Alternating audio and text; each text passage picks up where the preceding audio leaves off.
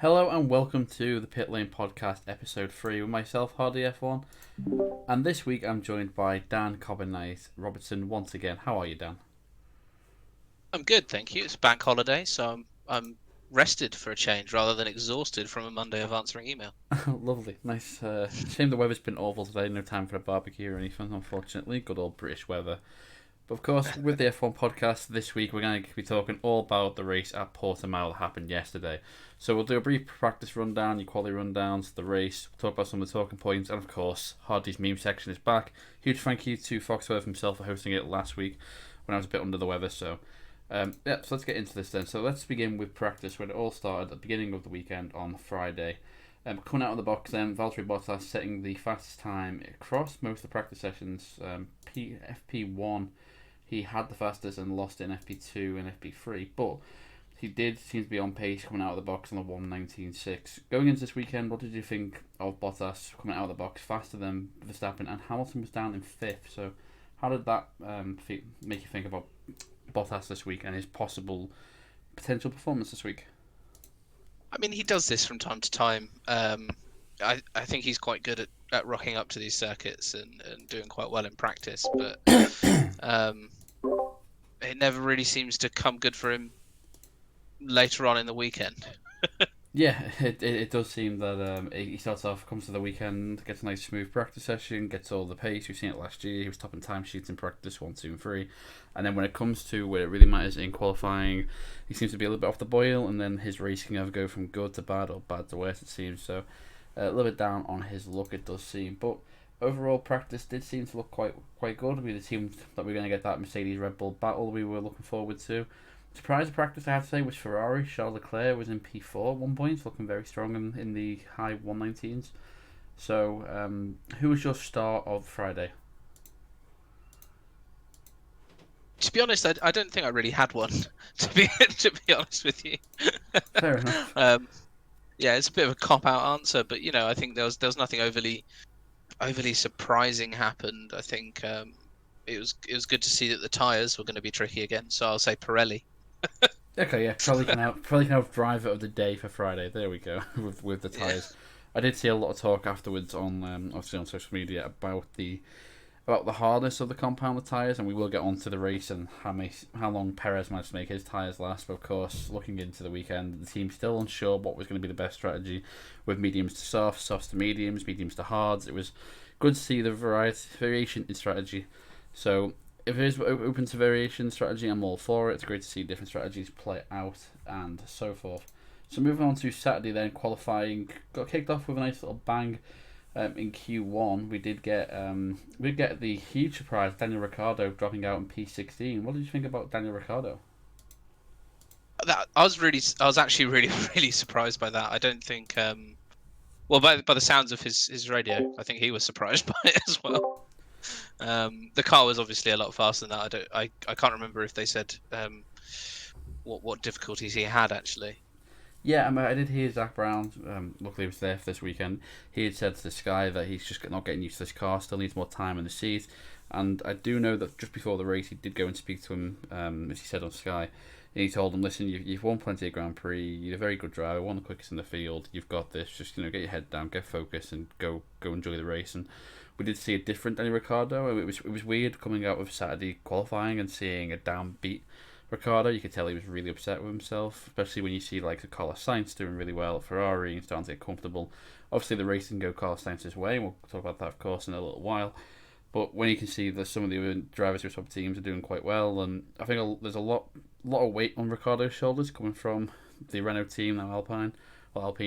So I think he is trying to battle his own little demons as well, trying to just get on top of this car, and especially with Lando getting a podium last time out in Imola and looking to try and make that McLaren team his own. So it's going to be a real tough struggle for Danny Ricciardo, I think, for the next few races just to get into that zone. But I mean, once he gets into that zone, we should see one hell of a driver again that we used to see in the olden days. Yeah, I mean it's a very different car to anything he's driven, right? I mean he's come from Red Bull into the Alpine and Renault, and then now he's in a McLaren that's been adapted to have the Mercedes engine. So I think this is a learning season for him personally and in terms of McLaren.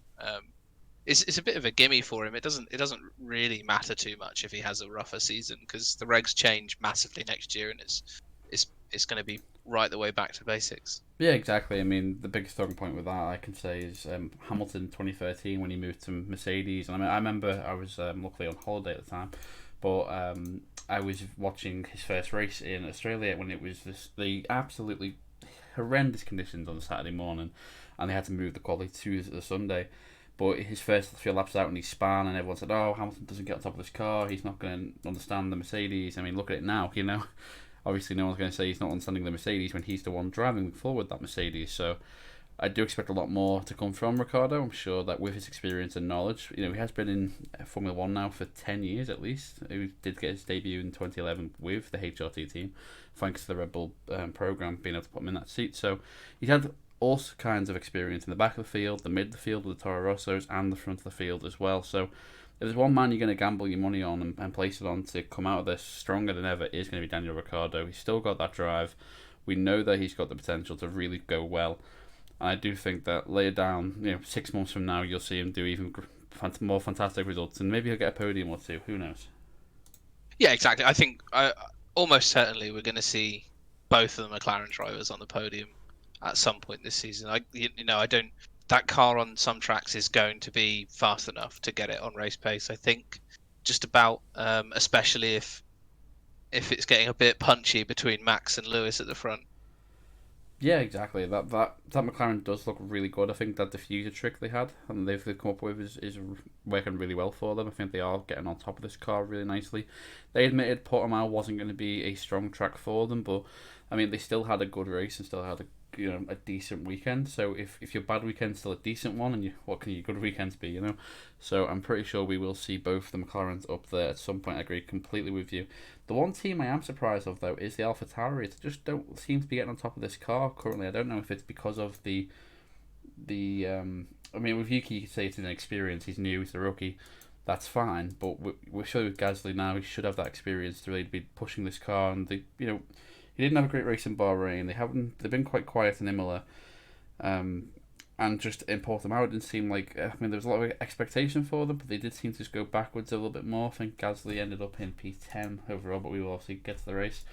But, I mean, it does seem a bit of a shame for the AlphaTauri team. Yeah, I mean, I was really excited in Bahrain when Snowder was putting it, P3, 4 in practice sessions. Yeah. And then the race result was really strong, and they had a reasonable, if a little bit anonymous, Imola, and then they were just a bit of nowhere here, which is a bit disappointing. But that said, I think all the teams were struggling with Portimao with the elevation change and the winds and the crosswinds, and I think that's always going to have a bit more of effect on the teams with a smaller budget or younger drivers or a combination of the two that we see up and down the grid. And I think that's probably what caught AlphaTauri here is such a atypical track. Yeah, it is such a unique circuit. I mean, they did ask Max Verstappen after the race about Portimao itself, and he jokingly said, "We wish we didn't come back here again." Which is a little bit harsh, but I can see why he wouldn't want to come back there again. The grip levels did seem to be quite low, especially with the wind. It's right by the coast of the Algarve, so you're going to get a lot more wind and get hit by it a lot more. So it's going to unsettle the cars a lot more. I think with the AlphaTauris, though, I don't know how much input Red Bull are putting into that team this year. I don't know how much they're just leaving it to try and develop it as a junior team. Whereas last year they were definitely working a bit more closely with each other. There was a lot more talk of parts being exchanged between the two. There was definitely a lot more noticeable going on in the background of the AlphaTauri, a lot more people from Red Bull going in there and trying to get a bit more performance out of them. And then obviously Gasly had that brilliant race in Monza and took the victory. So, I mean, I do hope that for AlphaTauri's sake, coming to Barcelona, and it's not a bad track for their team. We know they go quite well around Spain. Historically, they've gone around quite well around there. So I'm sure they can get a bit more performance out there. But I really do want to see Yuki Tsunoda just get up there and have a really nice, good, clean race. And I mean, again, this week he had, I think it was the first 2 laps of the opening of Portimao, he had them deleted for track limits, and he just wasn't really happy with his own abilities. He felt a lot slower after he wasn't pushing it as much there. So I think once he gets a real good handle of being in Formula One and being in the car and being able to say to the engineers, this isn't right, we need to fix this, and trust his own confidence in it, I'm hoping he will come good and show that, maybe the next few races, especially in these European races, how well he can actually do. Yeah, he's going to be more familiar with the track at Barcelona. I don't know how many of the drivers will have actually raced at Portimao in the feeder series. Obviously, the guys driving last year would have raced on a slightly different track surface, but it's quite likely this was the first time he's ever raced at Portimao, and it doesn't. I mean, I'm no expert, but it doesn't look like the easiest track in the world to learn. Um, while you're still, presumably he's still learning how to be a Formula One driver a little bit as well.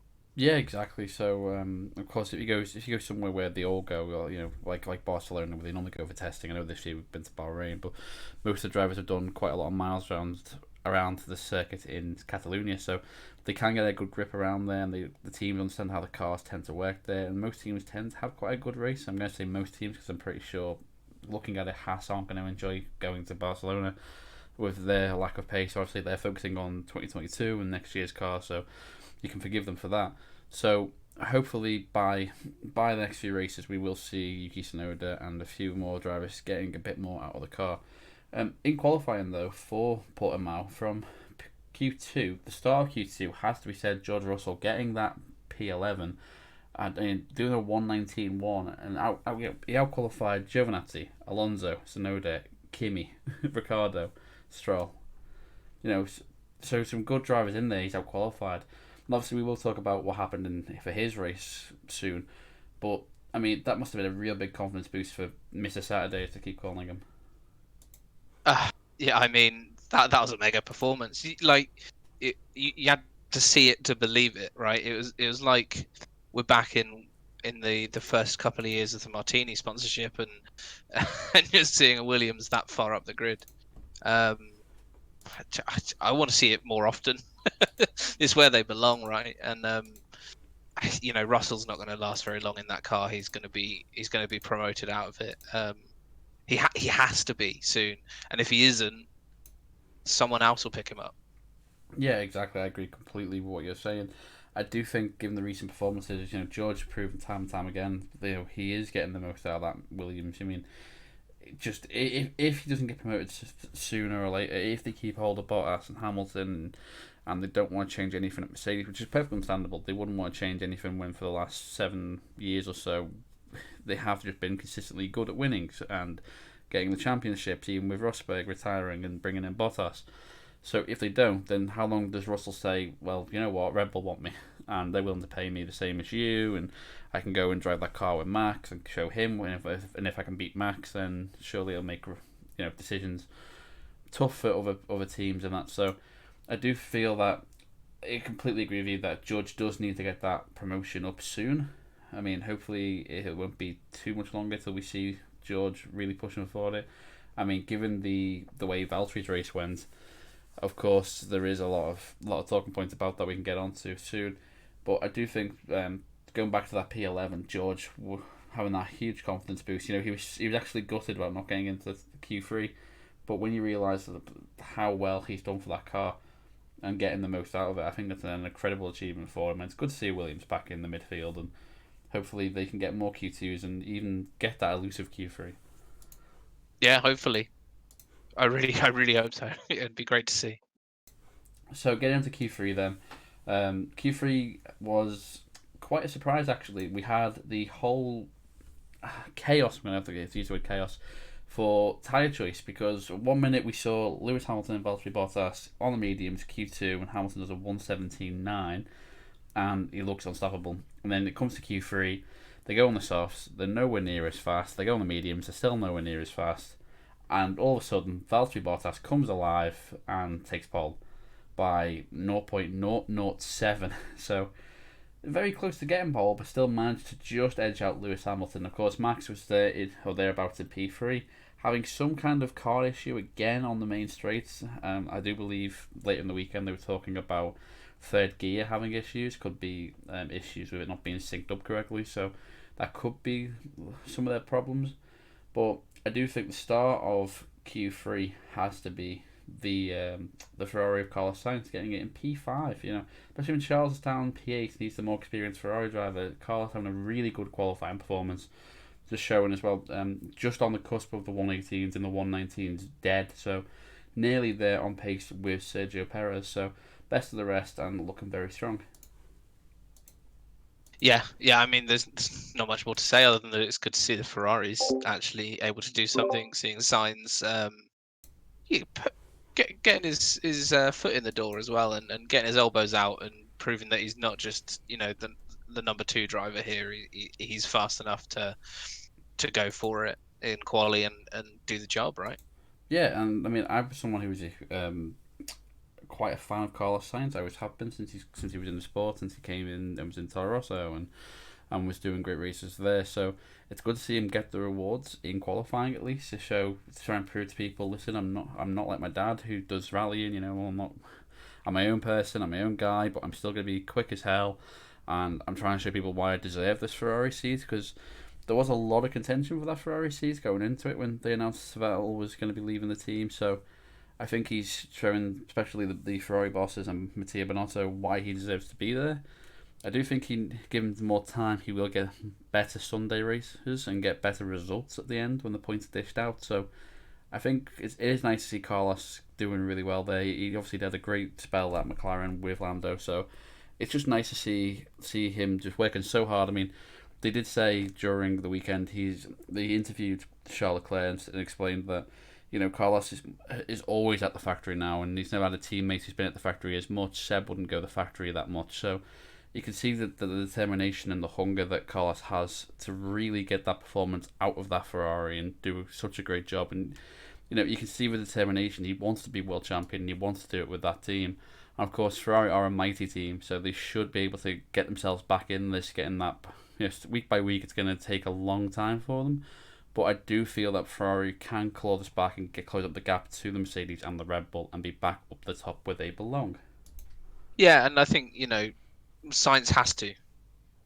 He has to do it. He has to prove that he deserves that seat because there is a racing dynasty sat right behind him, waiting to come into Ferrari. You've got, a driver that looks very quick in Mick Schumacher, and Schumacher and Ferrari go hand in hand, right? So for Sainz, he has to put his mark down right now, straight away, and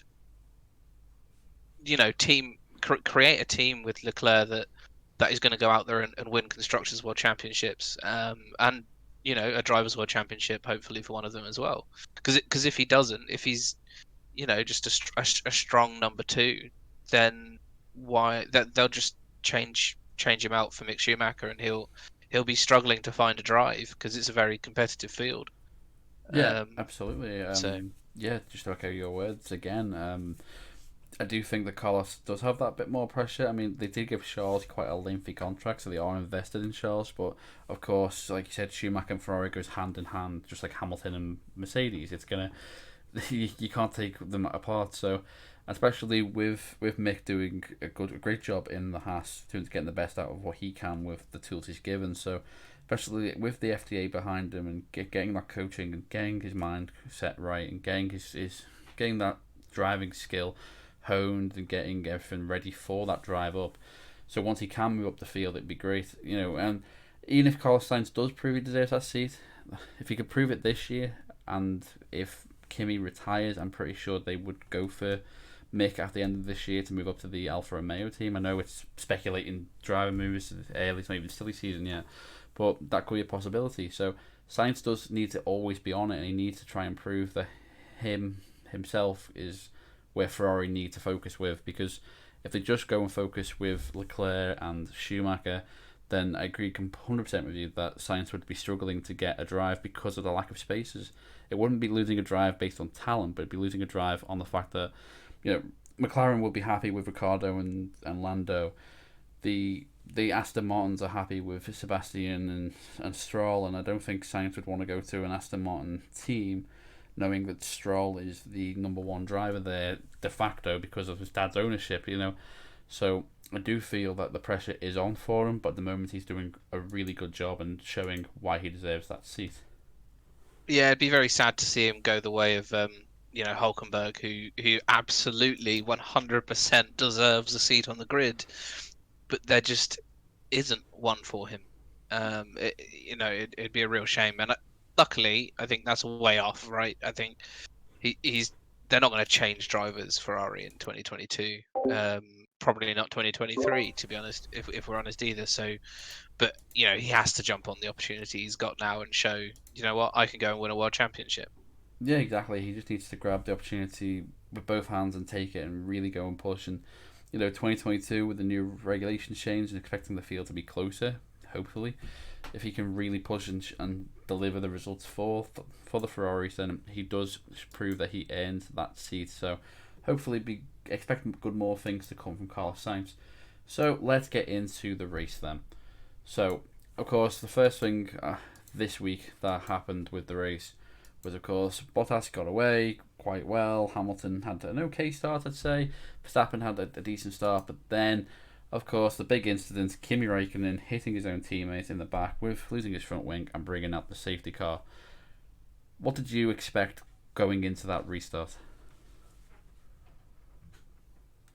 I did have visions of what was it? No, it was one of the races last year. Was it Misano? Magello. I'm mixing up. Mugello, that's the one. I know it wasn't Misano because they don't race there, but I can't remember the track names. I did have visions of that coming on a little bit, but Valtieri played a blinder with that restart. It was that he couldn't have done better from that restart. I don't think any of the drivers down the grid, Hamilton wouldn't have done better, Verstappen wouldn't have done better. So, he did exactly what he needed to do on the restart. But going back a lap, there was, the note I've got down for lap one was the racing between Ocon and Norris for what, 4 or 5 corners in the middle sector. It's phenomenal. It was great to watch, and it reminded me why I would love them to keep coming back to Portimao, because it's such a picturesque circuit, and those guys are just wheel to wheel, up and down. It was great. It was great to see. Yeah, it was great battle to see with Ocon and Norris. 1 minute, Ocon's steaming up the inside of a corner. You don't think he's going to get past and does, and then Lando Norris on the outside tail 11 just drives around him. So it was just great racing in that opening lap, and it was great to see. And then of course it did get neutralised by Kimi, but Lando's performance in that race I thought was fantastic, especially that opening race. Not giving the never say die attitude, never giving up, and still battling out with Ocon. Ocon seems to be a man who's come alive a bit. But of course, Kimi hitting Giovinazzi, it did seem quite clumsy that Kimi just clipped Giovinazzi, but at the same time I've seen the argument made that Giovinazzi was moving a little bit left. So was it just a mix-up between both of them, do you think, or do you think it's more Kimi's fault? I think didn't Kimi say after the race that he just messed it up? Kimi Yeah, took the blame for that, but I mean, looking on and the that's kind of onboards, what it looked like. I'm not sure. I mean, it did look like it Yeah. was more Kimi to me. It did seem that he just didn't expect, just kind of went a little bit lazy, I guess, and just didn't go far enough left, and just once the wing gets under the tyre and you can't steer, it's game over. So, thankfully no one was injured in that. So, obviously Kimi pulling off to the side, so it did seem just a little bit clumsy. But of course, Alfa Romeo, team that do need these points badly, and obviously had the appeal rejected, I believe, from the stewards, and they aren't getting the points back for Imola, although they still have the right to go to the World Sport Council, I do believe, so they could bring it up there if they really want to pursue 2 points. So, but for a team that needs every point, it could be worth it for them. So, who knows? But yeah, during the race itself, then after the restart, and of course Hamilton caught napping, which even as a Hamilton fan, I was surprised by the restart of Hamilton getting caught out like that, and Verstappen getting on the inside and getting past him, and suddenly through the outside when they switched, and it was good racing to see. But the big talking point I've got on my notes here is Bottas and pressure just not going hand in hand. I do feel sorry for Bottas. I know we know he's a quick driver. We know he's a brilliant driver. He's won some incredible races in his career. But it just seems the second that he's got the pressure on him, he's leading a Grand Prix, he's got Max behind him and Hamilton. He knows Hamilton, he'll be told from the team, okay, Hamilton's chasing down Verstappen, then all of a sudden Hamilton's in second. It just seemed that race that Bottas could never get on top of the car where he wanted it to pull away. He could never get the gaps he wanted because I don't know. Is it a confidence thing? Do you think, or is it just something's lacking? It's really hard to say, right? I mean, he did 20 laps. Yeah, 20 laps, I think. And for a good portion of that, he was in control, but not pulling away, right? He was maintaining the gap. It was plodding. If the race had just carried on and nothing had gone wrong for him, he probably would have just about won it. Like, do you know what I mean? But Yeah. then, do you know what I think? It's really hard to say. To be honest, I think if there's one driver on the grid you wouldn't want behind you, it's Lewis Hamilton. And if there's another driver, it would be Max Verstappen, right? And like they were all over him for 20 laps, and I think none of the drivers would have enjoyed that experience. I think, and I think Lewis is in his head at this point. I think Bottas would probably be faster if he wasn't in the Mercedes at this point. I think it would give him a bit more of a chance to relax and be himself and the driver he wants to be and the driver he is. Whereas now I think he's defeated in a way by Lewis. And you hear drivers say the same thing about Senna back in the day. I think it was Brundle that said the second that you give Senna an inch, he knew he had you beat for the rest of the season. And I think that's kind of the same thing with Lewis at this point. Lewis knows that he has something on Bottas, and I think Bottas knows it too. And it's a massive mental challenge to beat Lewis, and we saw that with Nico Rosberg, who put everything into it, did the job, earned the championship, and was just like, look, I can't do that again. that took everything I had. Yeah, absolutely. It is that psychological factor of, the same with Senna and the same with Hamilton. If Hamilton knows you're going to jump out the way, he's gonna get you every time. So I do feel almost sorry for Bottas because he knows that the two quickest people in F1 right now, arguably, is going to be Hamilton and Verstappen.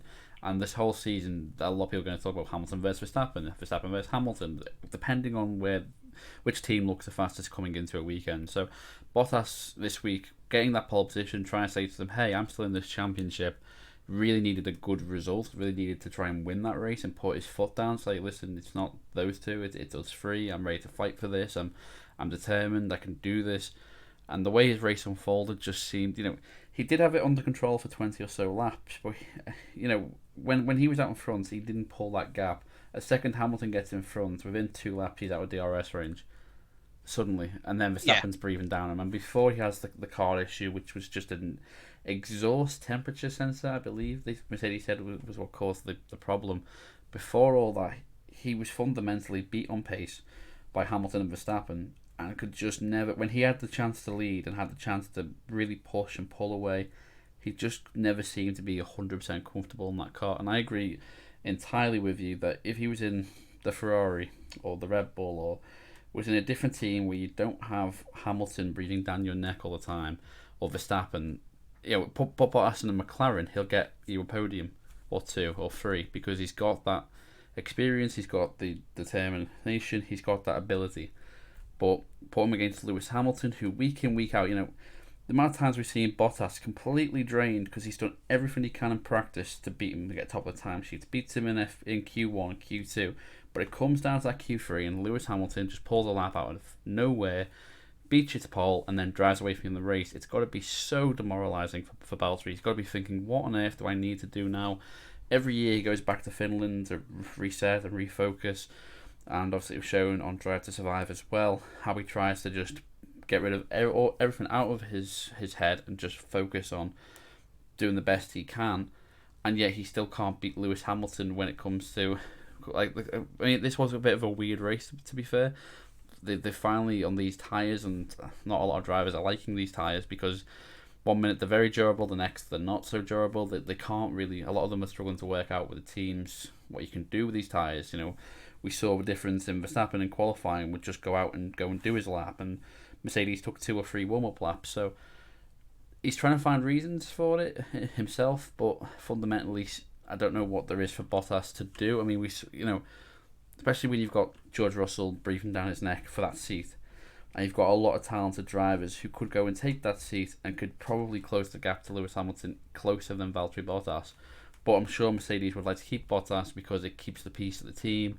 They get a good enough job. They still win constructors championships. So, I mean, you can't take it away from Bottas. He is a good driver. He does, I think, deserve that seat at the moment. He does the job week in, week out, and coming second to Lewis Hamilton isn't bad at all, right? I think most of the drivers on the grid would come second to Lewis Hamilton. And I think you can pick a handful of them who would be able to push him as hard as Nico Rosberg did for those seasons, and another couple more that would do what Bottas is doing. But he's a fierce competitor, and that must be really difficult to have as your teammate. And I think Bottas is doing a good job for Mercedes. Whether or not they want to mix it up and push Lewis, or by bringing in Russell, I don't know, but I don't see a reason to change away from Bottas either. As much as he's not winning races on his own, he's not embarrassing himself like some of the other drivers up and down the grid have done for the last 3 races. yeah, exactly. He keeps it clean, consistent. He does most of the time anyway. He does fight for positions. He is normally up there relatively with these, with the best that he needs to be up there. So I do see the argument of people say, get Bottas out, but I do also see the argument to keep Bottas in. So it's a really tough position to be in, and I just hope that Bottas, coming into Barcelona, can really show that determination and get a good result. But moving on then, we did talk about it in qualifying. Ricciardo P16, but in the race taking P9, gaining 7 places. What a drive from Ricciardo. Had a really quiet time on the screen, wasn't showing much, but he just seemed to get on with it, and afterwards just had that air of confidence and that little smile back again. So it did seem really good for Ricciardo. It was great. He had a really good race, and actually I really wish that pretty much for the first time, I wish that I could have switched on the red button and gone in car with for the race. I don't often remember that that's like a thing on Sky. Yeah, I do painfully, because the first time I did that was Spa 2012, and I was on board with Lewis Hamilton when the flying Grosjean came. So I said, listen, I don't want to jinx it. I'm not doing this again for the race start, and never have since. Interestingly, I was at that race. Ooh.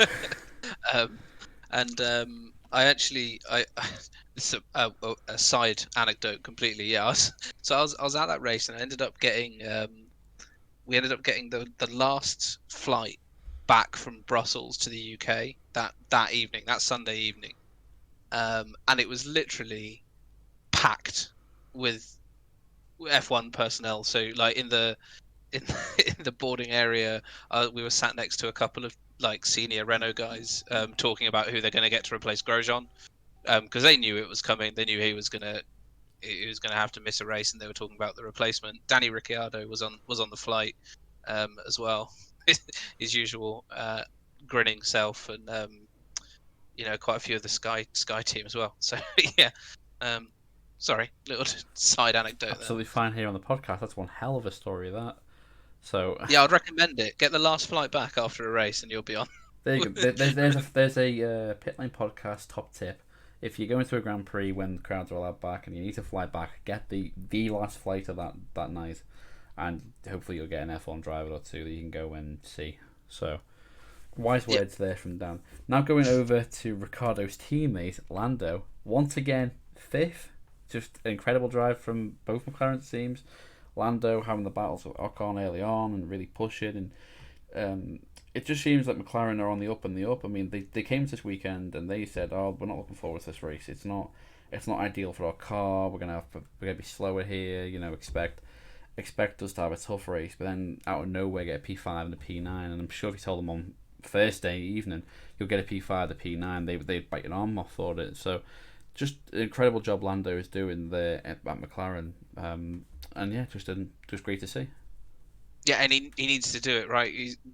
Um, his teammate's not going to take any prisoners as much as they're going to have a laugh off track. Um, that's a spicy combo. And it's good to see Lando taking the opportunity of Danny not quite being up to speed with the car yet, and proving that he can do a great job week in, week out. It's an important season for Lando, because if he keeps this up, he changes from being the young driver that everybody likes into being a bit of a world championship threat if he's in the right car, right? Yeah, I completely agree with you there.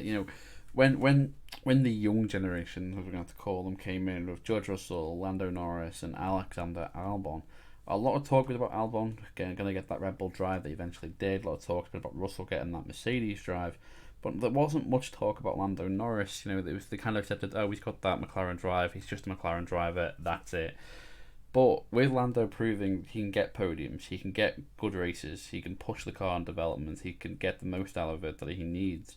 Give it a few more years, and I wouldn't be surprised seeing one of the front running teams wanting, if a space becomes available, trying to go for Lando Norris. He is consistent, he is really fast, and yes, he does make mistakes, like they all make mistakes. It is fair enough to say that you're not going to have a perfect weekend every weekend, but when you've had the teammates of Carlos Sainz who's now gone to Ferrari and you're battling him and proving even though he's gone to a different team, you're still fierce enough to you want to beat him, and you can.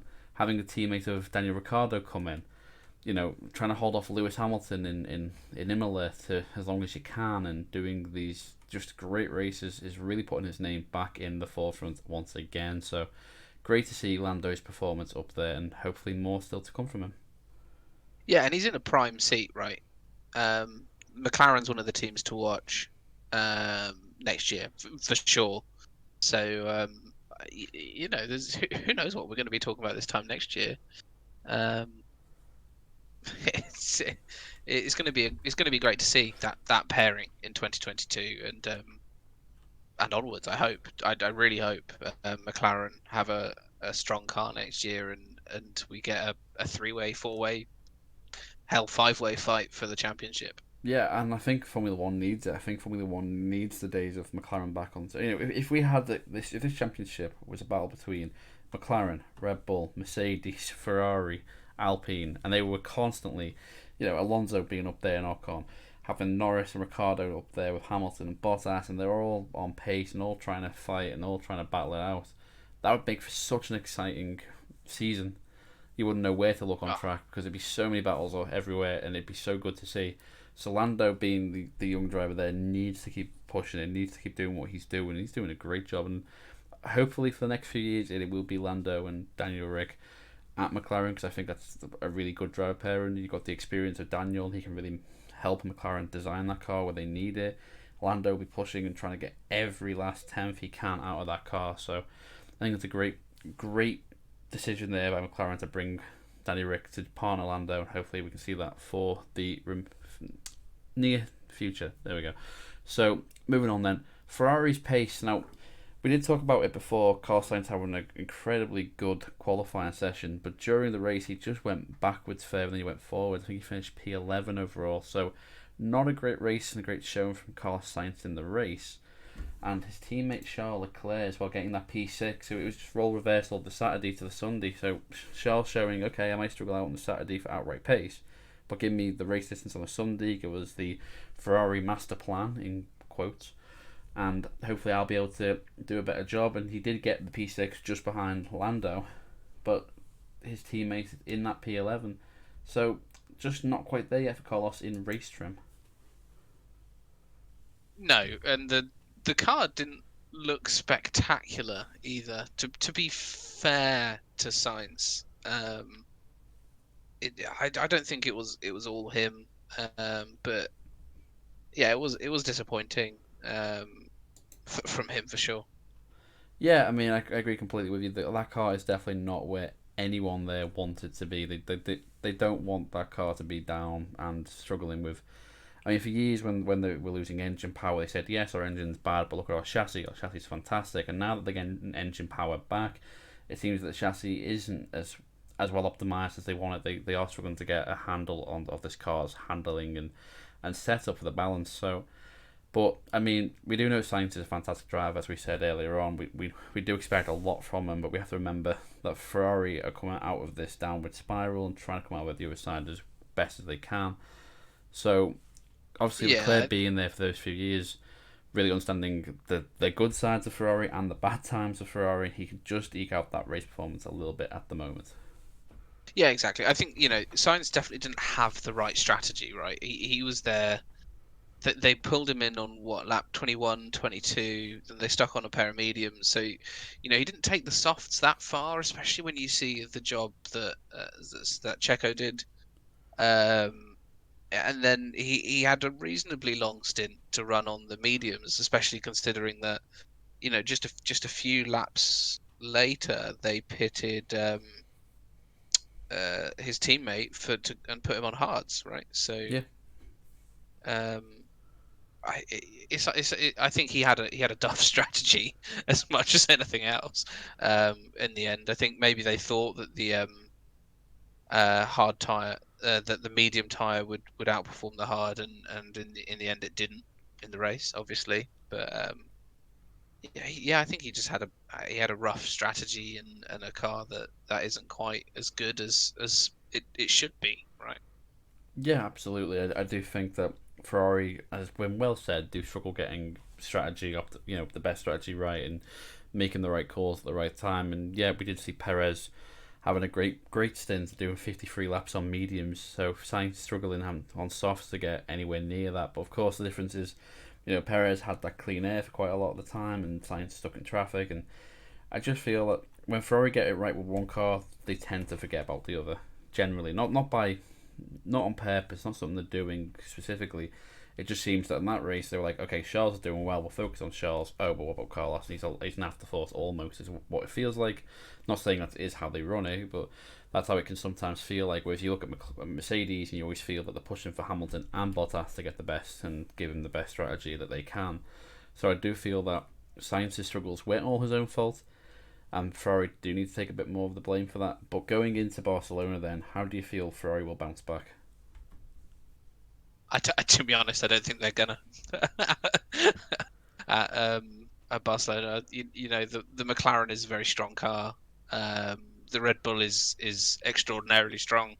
The Mercedes is pretty much there as well. So you've got to put the Ferrari fourth from that list. And that's before you start. You remember that Gasly had the AlphaTauri way up there in Bahrain.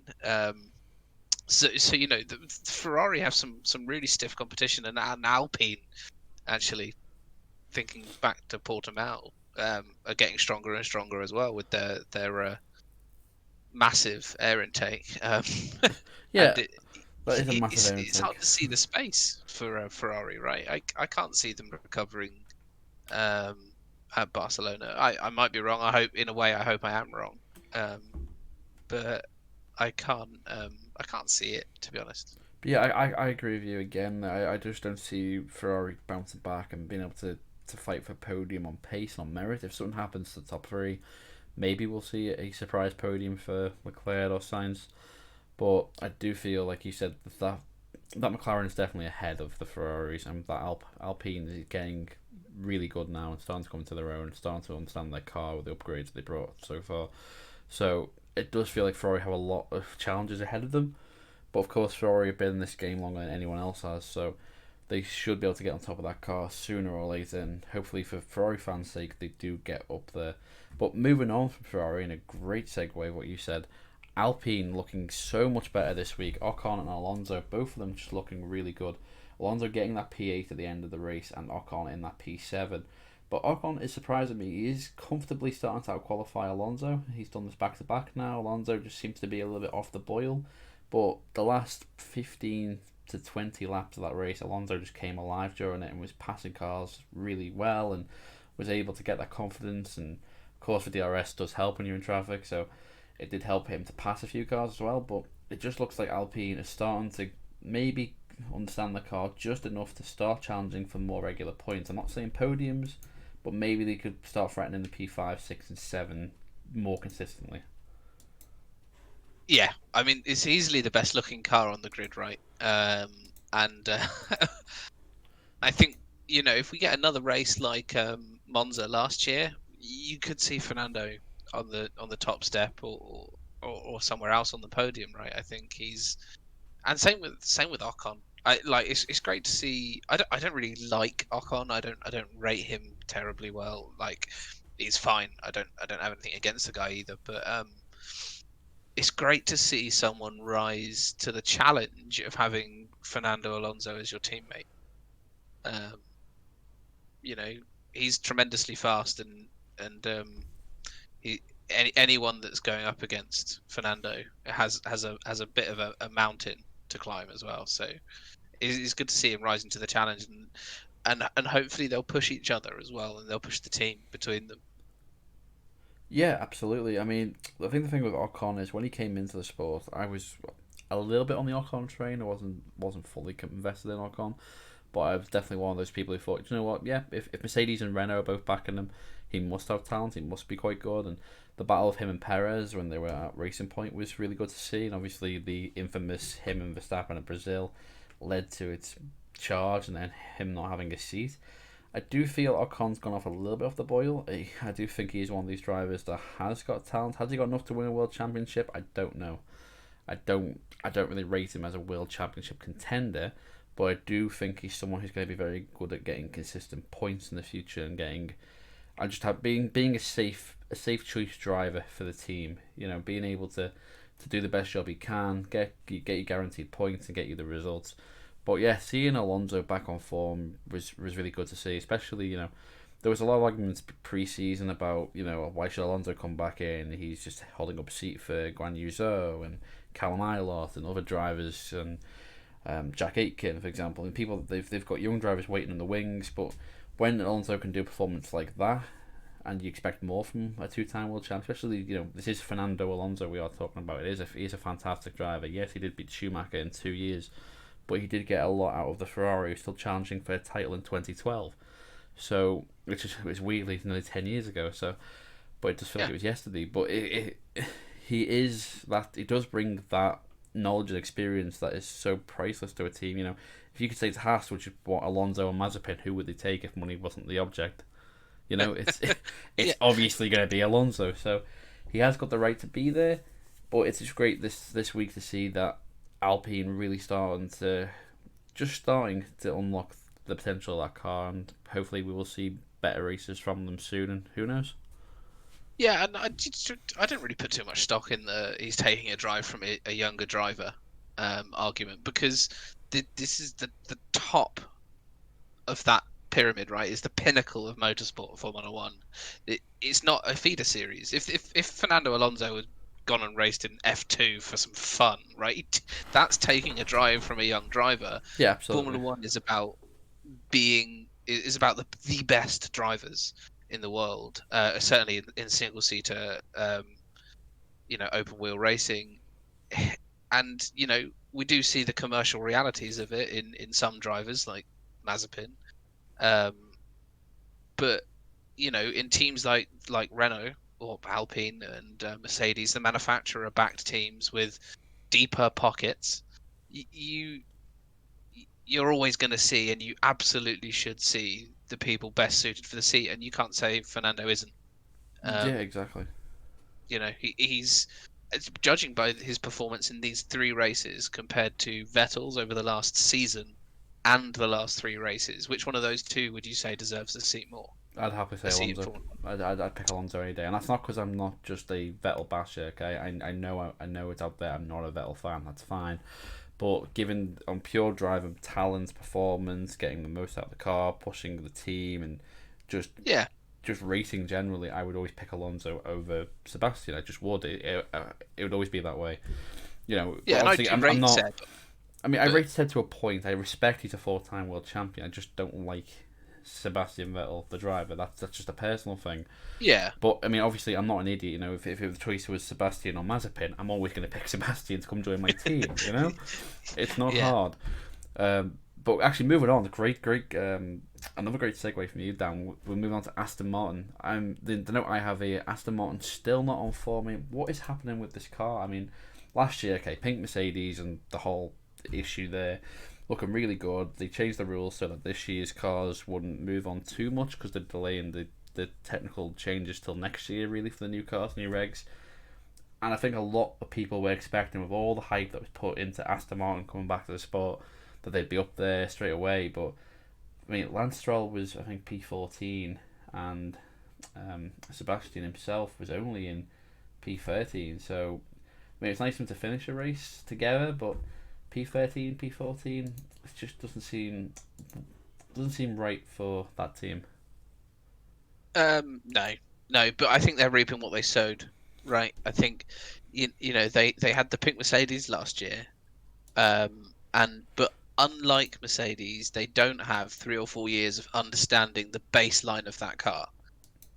So for Mercedes, adapting that car for this year's regulations is a smaller challenge than it was for Aston Martin, and that's the price they've got to pay for um, the success they had with the car last year. Um, I think it proves why you shouldn't do it, right?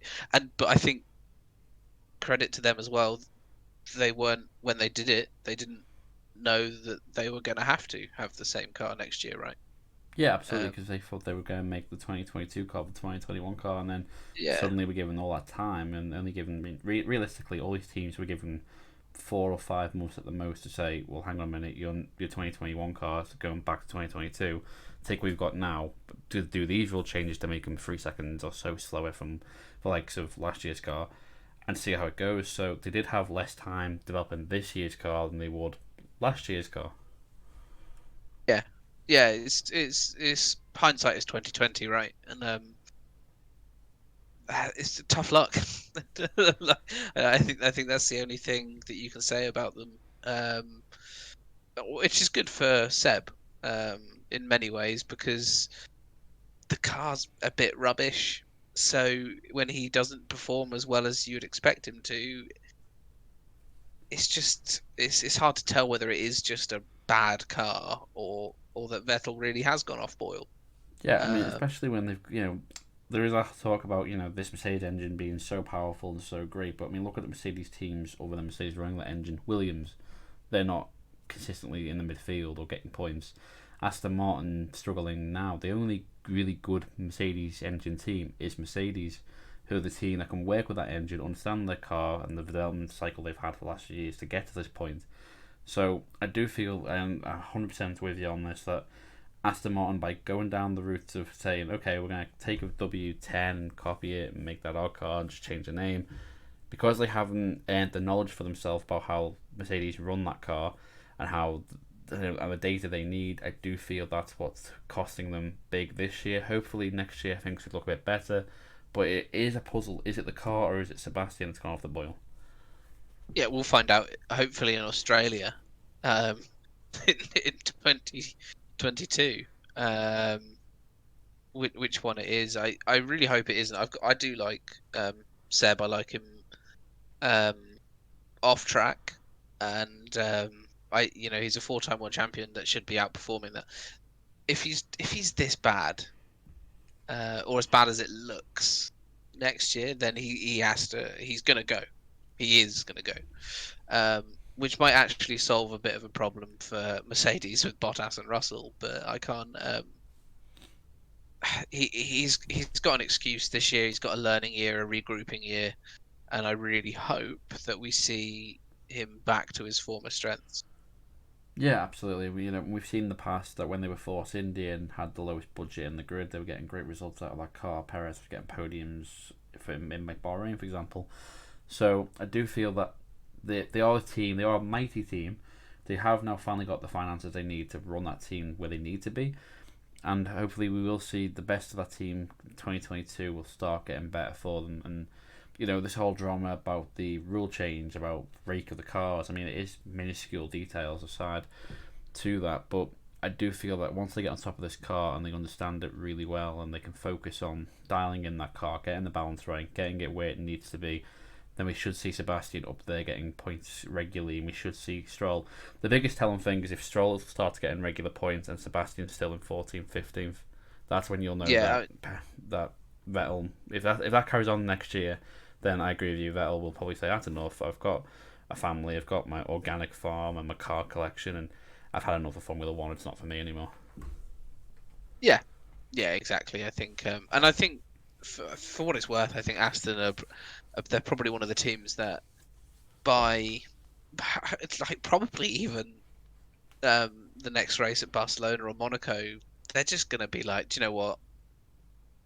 Let's stop bothering with this car. Yeah. It's a transitional year. There's a lot of teams up and down the grid that are going to make that call earlier this year than they would normally. And I think actually the only teams that won't is going to be Red Bull and Mercedes.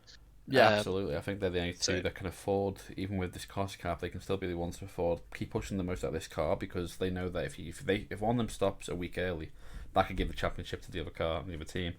So they will want to keep pushing, and of course they do have. You're talking nearly 1,000 people in both teams building these cars and running them, and they can split that. And Mercedes have been probably working on the 2022 car since 2019 when they knew the rules were coming in, so they're always going to be. The second they know the rules are changing, they've got people working on that already and pushing for it, and of course they've got their Formula E and everything else they want to do as well, which can be a little bit of a sidestep for them, but good to see. Now it's time for the segment I'm going to call Pain in the Haas, because it's time to talk about Haas. So let's talk about Mazepin first. Let's get it out of the way. Blue flag drama, the quali, going back to last week, and the not understanding the gentleman agreement of qualifying, and then holding up Perez. I mean, what is there left to say about Mazepin? I'm just going to call up my notes. I was just reading it now. There, I wrote that he's showing his class by blocking Perez in the lead. He's just hopeless at the moment. It's very rare that you see a driver get into Formula One who appears this out of his depth. We've seen some pretty rough performances throughout the years. Luca Badoa taking over from that Ferrari seat after that horrible incident in 2009. Was it 2009? Yeah, 2009 with Massa.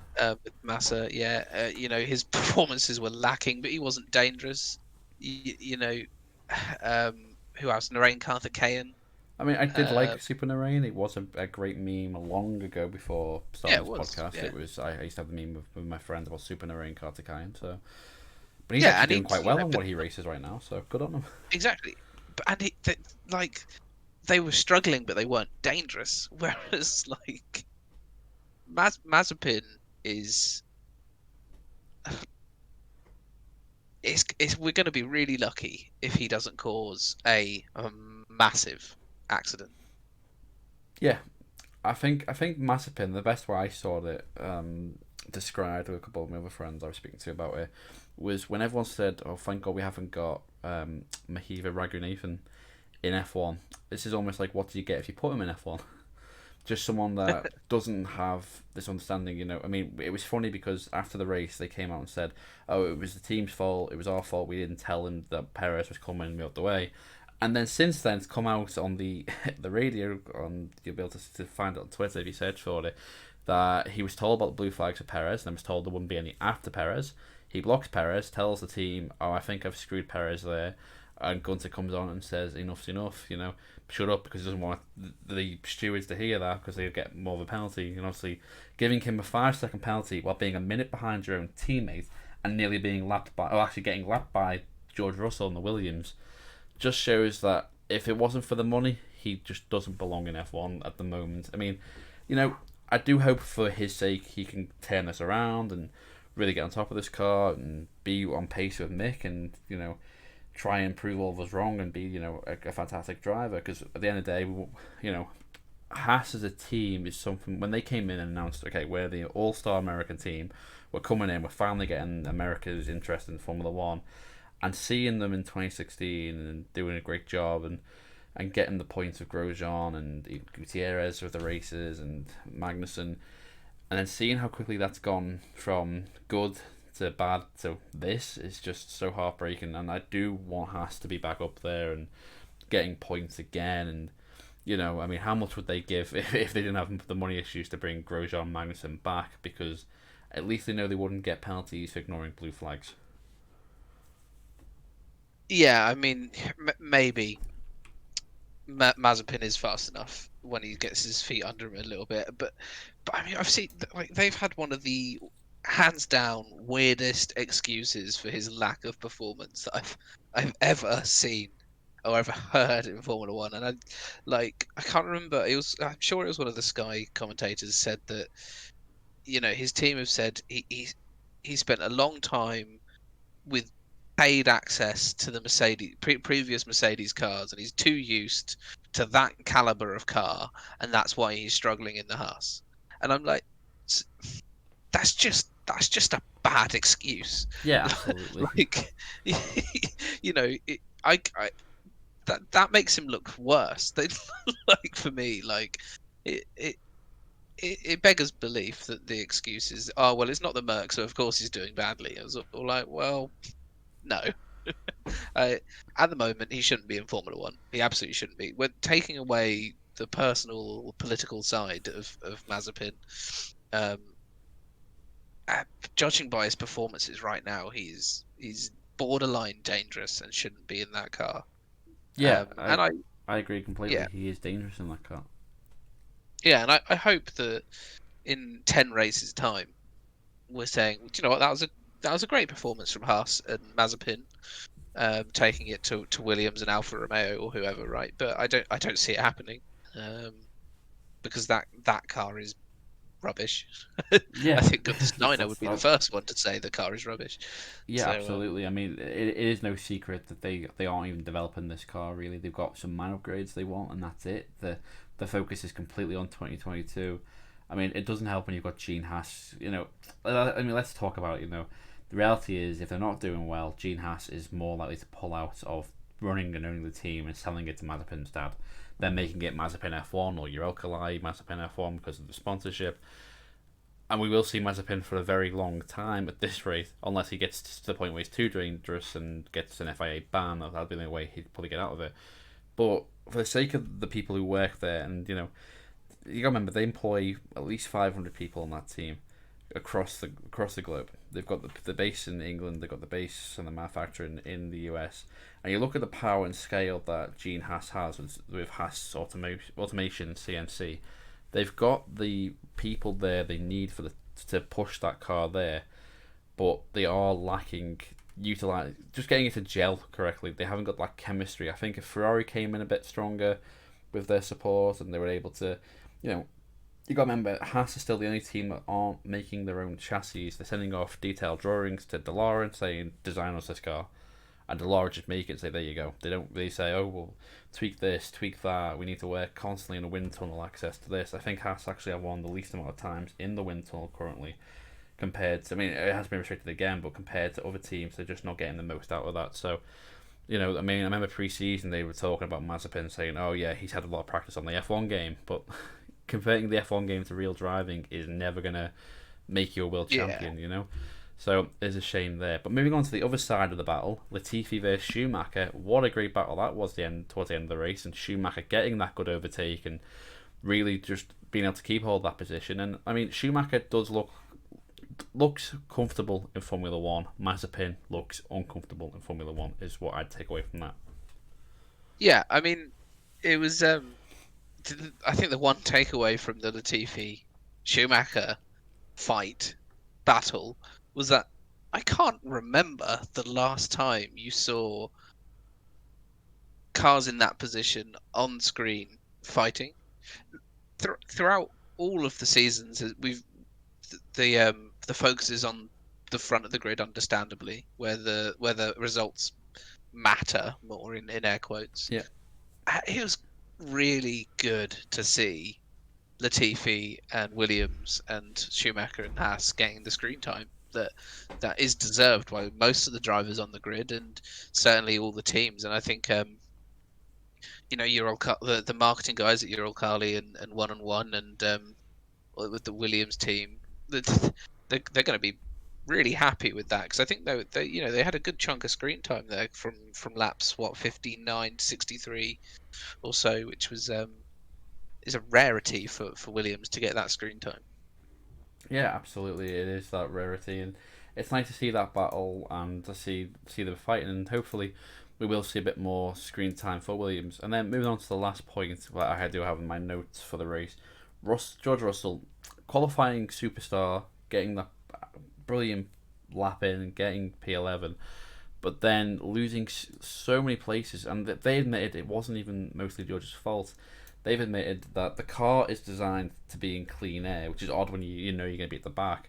But they're trying to push it to a new direction, so they want the car, almost like the Mercedes philosophy, make it just good in clean air, it should be good everywhere. But as soon as it gets in traffic, it just loses it. Now, I did see a report on Twitter, and I wasn't 100% sure, because it's Twitter, you never know.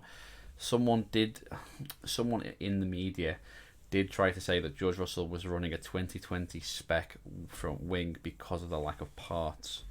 But I mean, I didn't see it. I didn't get to see George Russell on board. I haven't been able to see any off-board shots to see if he had last year's wing on, because they were showing the difference in design. It could have been a spare in the garage, and I wish I had the tweet liked and favorited so I could bring it up. Unfortunately, I didn't at the time, because I was too excited about the race, and I just was ready to just go and watch that. So I do apologise.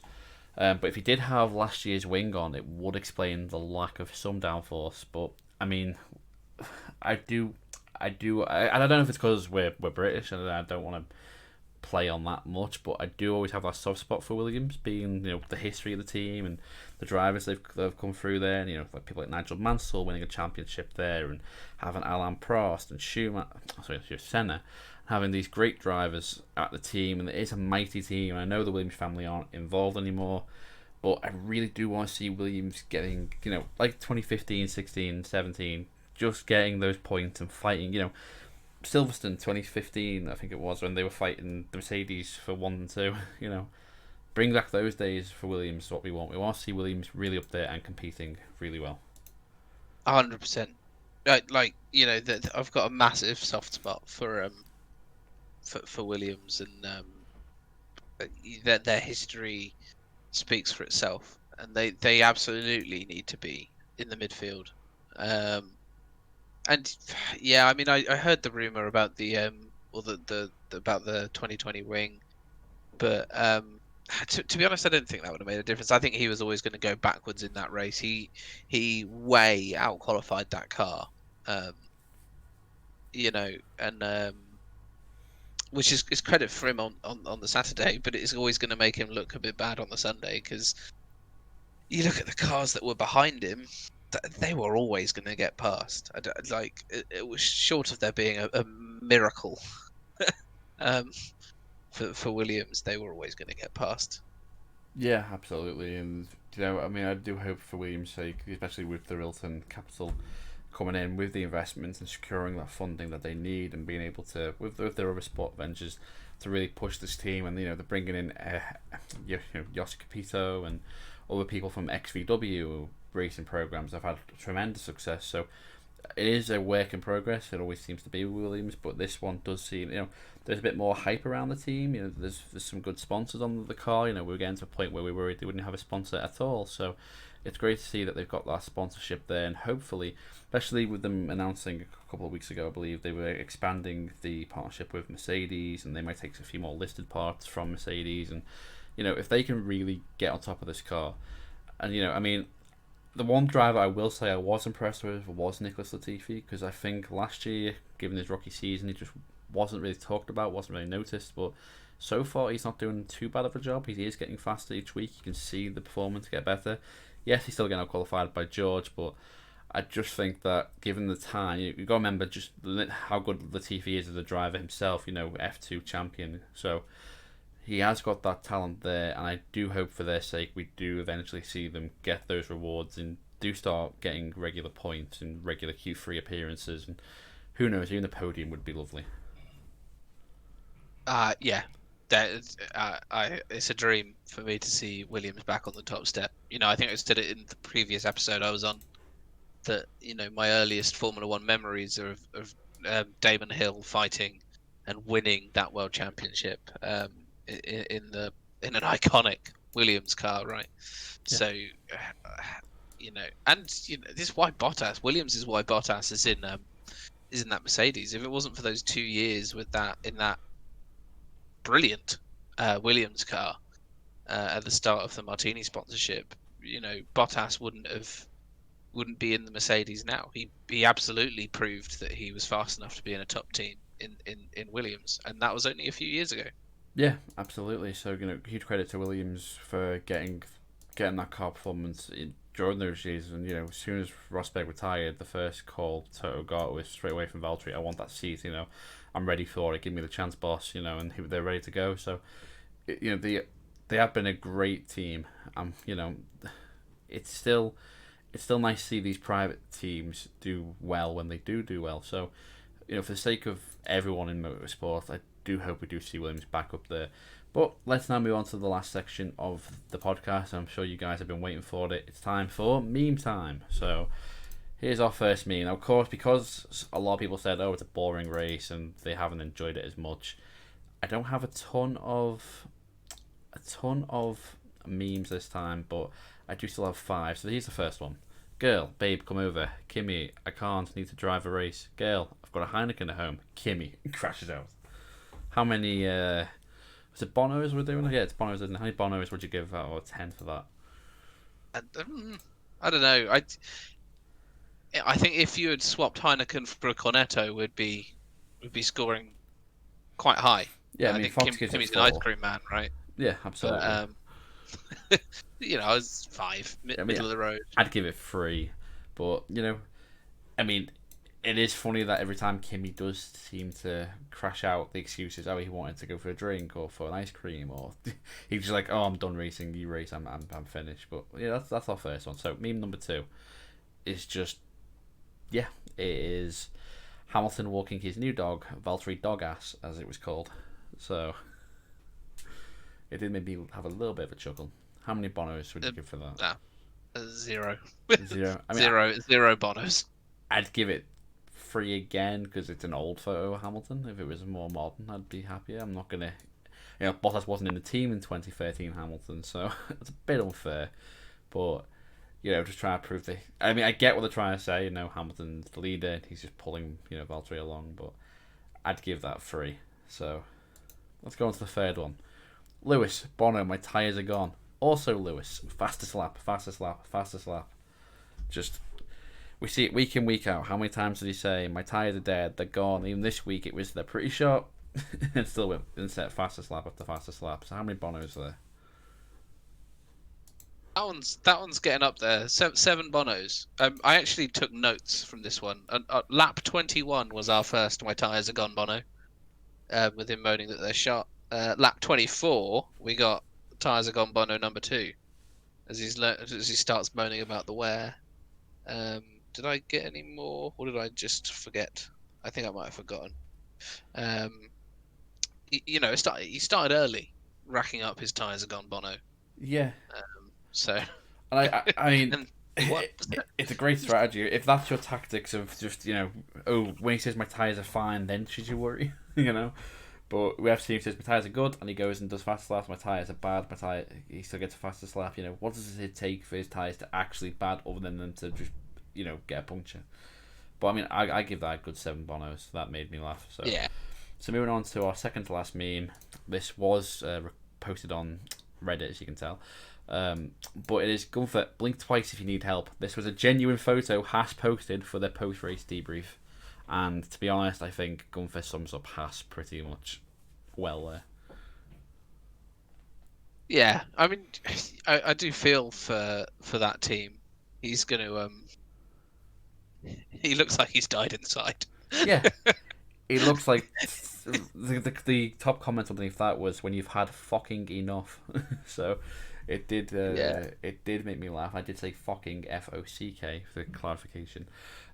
Fox gives it 9 bonos. I'm going to give that 10 bonos because that's exactly, I'm not a huge Haas fan. I was a bit more of a Haas fan with Grosjean and Magnussen because I actually like those two drivers.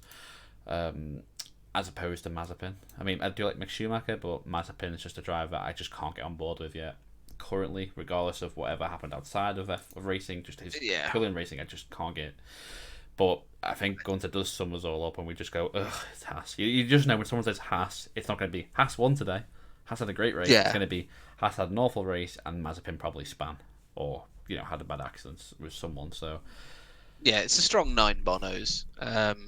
I'll give an extra 0.5 for having, I actually quite like their team gear yeah, this seems to be this quite year. nice.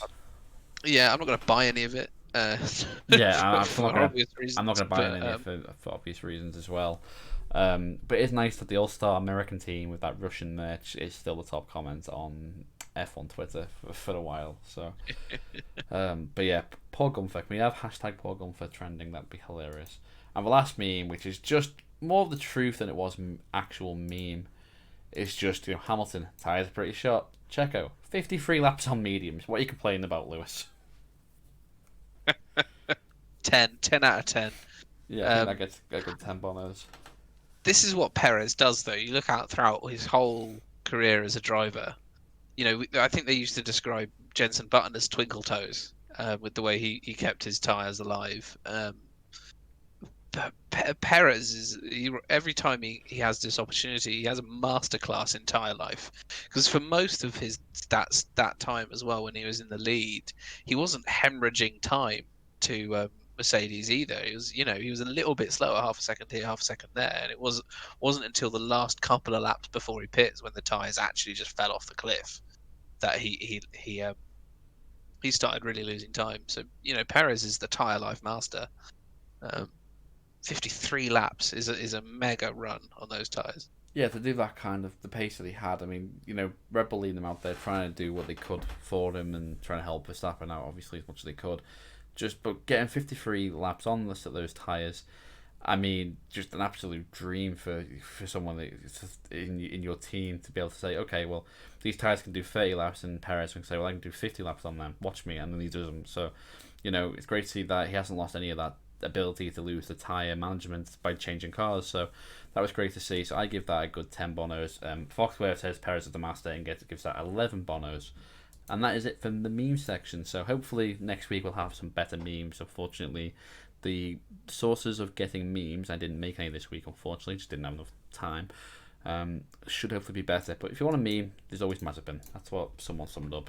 So, but yeah, so next week we will be back again with Barcelona, and I'm sure we'll have Dan hopefully back for that one as well.